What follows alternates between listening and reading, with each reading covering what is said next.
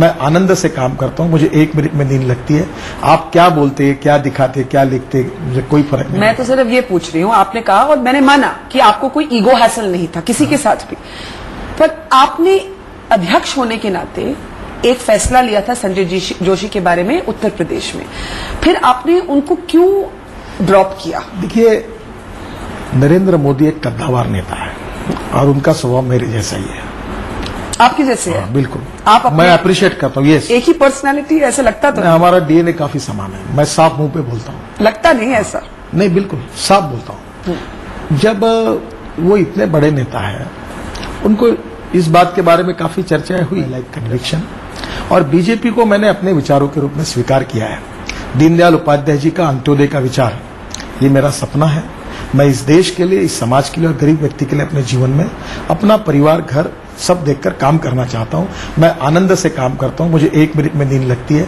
आप क्या बोलते, क्या दिखाते, क्या लिखते, मुझे कोई फर्क नहीं। मैं तो सिर्फ ये पूछ रही हूँ, आपने कहा और मैंने माना कि आपको कोई ईगो हासिल नहीं था किसी के साथ भी, पर आपने अध्यक्ष होने के नाते एक फैसला लिया था संजय जोशी के बारे में उत्तर प्रदेश में, फिर आपने उनको क्यों ड्रॉप किया? देखिए, नरेंद्र मोदी एक कद्दावर नेता है और उनका स्वभाव मेरे जैसा ही है, आपके जैसे है। बिल्कुल, आप मैं अप्रिशिएट करता हूँ। ये एक ही पर्सनालिटी, ऐसा लगता तो हमारा डीएनए काफी समान है। मैं साफ मुंह पे बोलता हूँ। लगता नहीं ऐसा? नहीं, बिल्कुल साफ बोलता हूँ। जब वो इतने बड़े नेता है, उनको इस बात के बारे में काफी चर्चाएं हुई। जब आखिरी में मुझे लगा कि कोई मार्ग नहीं निकलता, तो पार्टी के हित में मैंने निर्णय किया, और वो निर्णय किया क्योंकि नरेंद्र भाई, उनके नेतृत्व की पार्टी को आवश्यकता है और उनको नाराज करके हम आगे नहीं जा सकते। और जो हुआ सो हुआ, वो खत्म हो गया। पर एक बात अच्छी हुई कि नरेंद्र भाई की और मेरी काफी अच्छी चर्चा भी हुई है। हम सब मिलकर, वो भी उनके जीवन में अनेक दिनों तक प्रचारक रहे हैं। उन्होंने अपना जीवन देश के लिए, समाज के लिए दिया है। मुख्यमंत्री के रूप में वो डेवलपमेंट का एक रोल मॉडल है। जहां तक ये सांप्रदायिकता का वो उनके ऊपर ठप्पा लगाकर उनको बदनाम किया जाता, वो गलत है। ग्राउंड रियलिटी उससे भिन्न है और वो एक पार्टी के ताकतवर नेता है। How would you describe your working relationship with Narendra Modi today? बहुत अच्छे है। मैं उनसे बिल्कुल, मेरी बहुत अच्छे संबंध है। किसी के साथ मेरे नाराजी के संबंध नहीं हो सकते। पर ये जो पोस्टर वॉर चलती रहती है अहमदाबाद में कि कोई एंटी मोदी पोस्टर्स आ जाते हैं, बहुत से लोग मानते हैं संजय जोशी की कैंप के हैं। आपको एक पता है क्या? आप थोड़ा रिसर्च करिए, ये पोस्टर लगाने वाली एजेंसी कौन है करके। आपको क्या लगता है कौन है? पता ही नहीं चल रहा है। आपको पता होगा। नहीं, शायद कांग्रेस वाले लगा रहे होंगे। मैं आपको सही बताता हूँ, ये जो गुजरात की कांग्रेस पार्टी है, अभी जो कुछ चल रहा है, वो तो संजय जोशी को पता नहीं, ना कार्यकर्ताओं को पता है। वो पोस्टर, देखो, ये राजनीति है। Politics is a game of political contradictions, political limitations, political compulsions. और आपकी दिल्ली की राजनीति जो चलती है तो इमेज पर चलती है। तो ये झगड़े लगा देना, when it is difficult for you to convince somebody, people start confuse करना। पर ये बताइए कि ठीक है, आपने कहा प्रेस्टीज नहीं है, Narendra Modi is an important leader, आपने उनकी सेंटिमेंट रिस्पेक्ट की, but will they be a role for Sanjay Joshi going ahead? क्योंकि ये माना जाता है कि जब आप चुनाव लड़ेंगे 2014 में, तो वो आपकी कैंपेन मैनेज करेंगे, आपकी पर्सनल कैंपेन। देखिए, ये भी गलत बात है। नहीं, ये सच है कि झूठ है? झूठ है। देखो, संजय जोशी अब नागपुर में रहते ही नहीं है, और आज वो कोई नागपुर में आने का उनका, पर इस पर कभी उनसे चर्चा भी नहीं हुई है। देखिए, पहली बात है कि आप बीजेपी में उनके ऊपर कोई जिम्मेदारी नहीं है। कार्यकर्ता करके जो सदस्यता अभियान रहता है, वो तो सदस्य को कोई निलंबित करने का कोई कारण he will not be your poll manager Sanjay Joshi? नहीं, कभी प्रस्ताव नहीं आया, चर्चा भी नहीं हुई। मैं नागपुर में जो लड़ूंगा उसमें बहुत पोल मैनेजर वहां है। अच्छा, आपने कहा no one is bigger than the party, लेकिन इस इंसिडेंट से लगा Narendra Modi is bigger than the BJP. देखिए, व्यक्तियों का काम होता है। आप भी एक इंस्टीट्यूशन संभालती है, सबको साथ में लेकर जो परिवार प्रमुख रहता है उसमें चलना पड़ता है। और मैंने आपको कहा ना कि एक अच्छी बात को हासिल करने के लिए कुछ छोटी मोटी कॉम्प्रोमाइजेस भी कभी करनी पड़ती है। मेरा पर्पस है छोटी मोटी बातों को दूर करके इस पार्टी को विचारों के आधार पर 2014 में किसी भी हालत में हमारे पार्टी का प्रधानमंत्री कैसे बने, एनडीए का, बीजेपी का शासन दिल्ली में कैसा आए, और उतना ही नहीं तो भय, भूख, आतंक और भ्रष्टाचार से मुक्त गुड गवर्नेंस और डेवलपमेंट। आर्थिक स्थिति बहुत खराब है, इस देश को आगे ले जाने वाला अब एक न्यू फाइनेंस मिनिस्टर है, बीजेपी ने बहुत टारगेट किया है चिदम्बरम साहब को पिछले कुछ महीनों में, अब पार्लियामेंट दोबारा शुरू हो रहा है, will he still be an issue in parliament? क्या प्लान है पार्लियामेंट आप मुझे बताइए, उनके खिलाफ जो केसेस है वो सब जुडिस है, केसेस चल रही है, अनेक विवादों में घिरे हुए हैं, पार्लियामेंट में उसकी चर्चा one court has acquitted him. हाँ, जो कोर्ट ट्रायल कोर्ट था उन्होंने क्लीन चिट दी है। आपको पता है कितनी केसेस चल रही है? Will you make this an issue in parliament? Raja ने क्या कहा, जो 2G स्पेक्ट्रम में निर्णय हुए हैं, क्या आप मुझे कह सकती है कि उस फाइल पर क्लियरेंस उस समय के फाइनेंस मिनिस्टर चिदम्बरम साहब ने नहीं दिया था? क्या उनकी कोई जिम्मेदारी नहीं है? क्या अकेला राजा जिम्मेदार है? देखो, यूपीए और कांग्रेस पार्टी देश की जनता को मूर्ख बनाना चाहती है, सच्चाई को छुपाना चाहती है, और सच्चाई लोगों के सामने आएगी, आ रही है, और जब आएगी तो चिदम्बरम साहब को उसका जवाब देना पड़ेगा।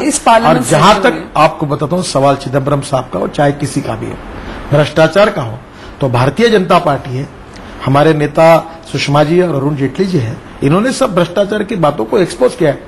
कॉमनवेल्थ गेम का भ्रष्टाचार हमने निकाला, 2G स्पेक्ट्रम का भ्रष्टाचार हमारी पार्टी ने निकाला है। हम देश हित में लगातार इस बातों को निकालते रहे, आगे भी निकालेंगे। मैंने इसलिए पूछा क्योंकि पिछले पार्लियामेंट सेशन में काफी टारगेटिंग हुआ मिस्टर चिदम्बरम का, बीजेपी और अदर ऑपोजिशन पार्टीज ने किया, लेकिन मुझे याद है उस समय जसवंत सिंह जी ने बोला कि नहीं, ये पर्सनल टारगेटिंग नहीं होना चाहिए। तो मैं ये पूछना चाह रही हूँ, पार्लियामेंट शुरू हो रहा है इसलिए पूछ रही हूँ, he is now the finance minister, will he be an issue, will his appointment be an issue in parliament, और विल यू लेट पार्लियामेंट? पहली बात ऐसी है कि उनके ऊपर जो हमने बहिष्कार डाला था उस सेशन के ऊपर, उस सेशन तक मर्यादित था। अब वो बहिष्कार अभी नहीं है, उसके बाद में वो आए बोले सब जगह हुआ है। रही बात जब इस देश के लिए ऐसे विषय निकलेंगे, उस विषयों का भ्रष्टाचार का संबंध चाहे चिदम्बरम जी के साथ हो चाहे किसी भी मंत्री के साथ हो, भारतीय जनता पार्टी के सांसद, हमारे दोनों नेता विपक्ष के और पार्टी पार्लियामेंट में और पार्लियामेंट के बाहर इसके लिए संघर्ष करेगी, ये बात बिल्कुल साफ है। आखिरी सवाल पूछना चाहूंगी, असम के बारे में थोड़ा बात करना चाहूंगी। असम के बारे में बीजेपी ने कहा कि कांग्रेस जो है एक सांप्रदायिक खेल खेल रही है, लेकिन अगर आप इसको देखिए तो इसको हिंदू मुस्लिम इशू क्यों कहा जा रहा है? ये ठीक है, इलीगल इमिग्रेशन का इशू है, लेकिन अगर आप देखेंगे कि किसी की भी सरकार असम में रही हो तो किसी को डिपोर्ट तो नहीं किया गया, तो इसका क्या सोल्यूशन है? मित्र जी, बीजेपी अटैक तो करती है, सोल्यूशन क्या है? पहली बात ऐसी है कि जो इस देश के नागरिक नहीं है, जो विदेशी लोग हैं, जो इस देश में घुस जाते हैं और यहां के रहने वाले लोगों का जीना हराम कर देते हैं, तो क्या देश के नागरिकों की हम रक्षा नहीं करेंगे? पर आप क्या करना चाहेंगे? हिंदू रहे कि मुसलमान रहे, देखिए हमारा कहना जो है बांग्लादेशियों से है, कितने बड़े पैमाने पर घुसे, आपको पता है कितनी संख्या उनकी हुई है। मुझे लगता कैसे देश चलेगा? हमारी मिलिट्री क्या कर रही है, हमारा सरकार क्या कर रही है? और मैं आपको जिम्मेदारी के साथ ये आरोप लगा रहा हूं, बहुत जिम्मेदारी के साथ, कि आने वाले विदेशी कांग्रेस को वोट देते हैं, इसलिए वोट बैंक पॉलिटिक्स के लिए विदेशियों को देश में लाने के लिए प्रोत्साहन करना और उनको वोटिंग राइट्स देना, यहां से देश कहां जाएगा? ये कौन सी राजनीति खेल रहे हैं? पर आप क्या और वहां के कि वो सारे डिपोर्ट किए जाएं, व्हाट इज द सोल्यूशन? देखो, पहली बात तो ऐसी है कि हमने हमारी सीमाएं सील करनी चाहिए।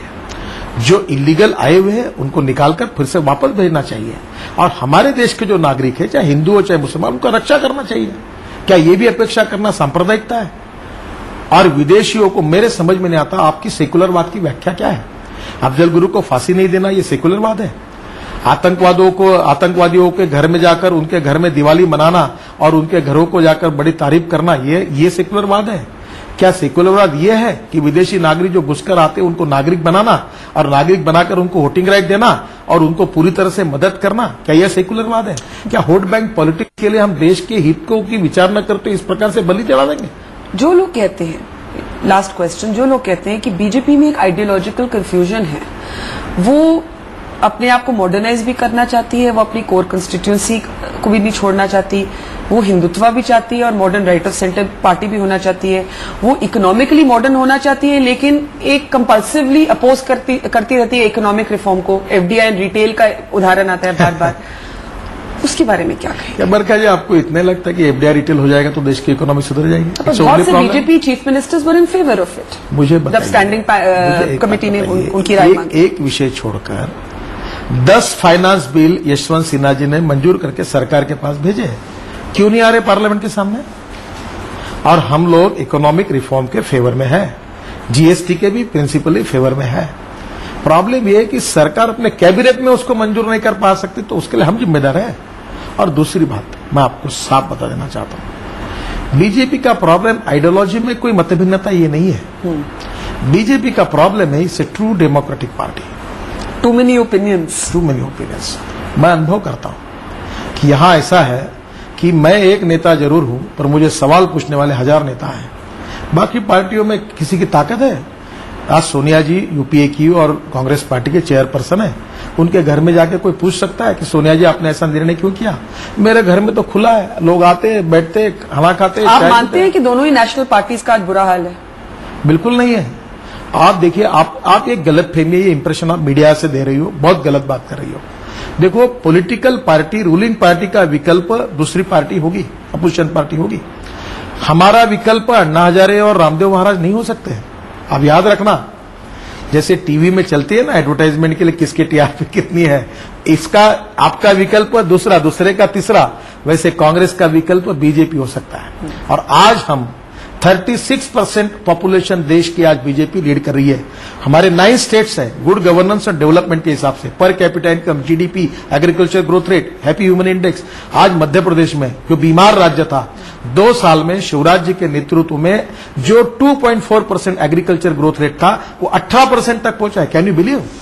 मुझे बताओ, यूपीए रूल स्टेट, आप कार्यक्रम करिए, यूपीए रूल स्टेट में क्या हुआ है और बीजेपी और एनडीए रूल स्टेट की प्रगति ठीक है। माना आपके 9 स्टेट्स, लेकिन आपके एलाइज भी हैं और वहां थोड़ी आइडियोलॉजिकल प्रॉब्लम रहती है। नीतीश कुमार ने कहा एक सेक्युलर फेस होना चाहिए 2014 में। उन्होंने एक फ्रंटल अटैक किया नरेंद्र मोदी पे, मीडिया ने नहीं किया, नीतीश कुमार ने किया। You had a lunch meeting with Nitish Kumar. क्या ये प्रॉब्लम अब बेरी हो गया है? पहली बात ऐसी है कि नीतीश कुमार जी और हमारी आइडियोलॉजी एक होती तो हम एक ही पार्टी होते ना।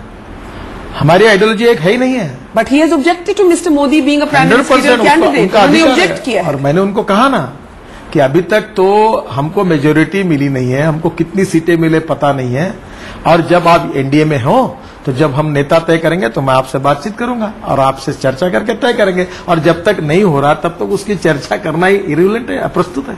और मुझे लगता है कोई प्रॉब्लम नहीं। नीतीश कुमार भी एक कद्दावर नेता है। Will he stay with you till 2014? आपको क्या लगता है? मेरी बातचीत होने के बाद मेरा दृढ़ विश्वास है कि शरद यादव, नीतीश कुमार जी, डॉक्टर राम मनोहर लोहिया जी के विचारों पर चलते हैं। कांग्रेस के घोर विरोधी है, कांग्रेस के विचारों के विरोधी है। और मेरा पूरा विश्वास है कि एनडीए यूनाइट है, पूरी साथ है, और हम सब लोग मिलकर कांग्रेस के खिलाफ संघर्ष करेंगे। और बीजेपी में भी यूनानिमिटी है, एनडीए में भी यूनानिमिटी है, और आने वाले समय में हम सब लोग मिलकर इस देश में यूपीए और कांग्रेस का सशक्त विकल्प देंगे और एनडीए रूल्ड ऐसा नया शासन जो देश को सुखी, समृद्ध, संपन्न, शक्तिशाली बनाएगा और भय, भूख, आतंक और भ्रष्टाचार से मुक्त बनाएगा।